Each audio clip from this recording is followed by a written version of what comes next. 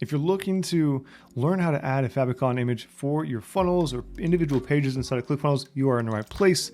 I'm going to walk you through that exact process today. All right, so if you've used ClickFunnels for more than a month at this point in time, you will know that you could only adjust the Favicon at the site level. So you set it at one place and it applies for everything inside of your workspace, your pages, your site, obviously your funnels, everything is going to come in line there and it's going to use that same Favicon across the board. Now that has shifted and we have been blessed, shall we say, with the new feature of being able to add or adjust Favicon images per individual page and funnel. So for the funnel level, to adjust the Favicon, you should have to click on the gear icon here to access these settings, and inside of the funnel settings, if we scroll down, you might not even have to scroll down, but right under the test mode toggle switch here, you'll see the option for Favicon image. All you have to do is select your image. This will then override what you have set to your site settings, and that's that. You're done. You're ready to go.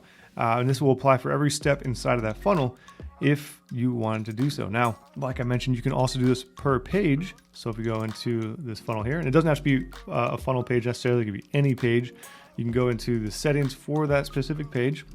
I'll show you both methods, but for a funnel page here, we'll just click on page settings, scroll down to the bottom, actually not the very bottom, it's like the middle.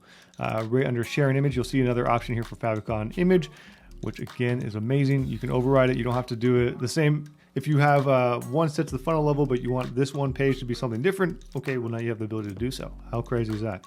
I know it doesn't sound like it's not that big of a deal, but again, been using custom code for the past year to be able to adjust Favicon images or try to override them, and it was a hit or miss whether or not it worked. So I'm super excited to see that. Now, if you want to do this for regular page, maybe it's a site page, doesn't matter. If you go to pages here, and same scenario, you go to any of these guys, go to the gear icon to access the settings, scroll down until you see the option for Favicon image. There we go. It's going to look basically the same because it's the same as far as settings go. Okay, that is it. Hopefully this helps. I hope you enjoy this. Have a fantastic rest of your day. And if you have any questions around this at all, feel free to leave it down in the comments. If you enjoyed this video and you'd like to see more like this, make sure to subscribe. And that's it, guys. I'll see you in the next video.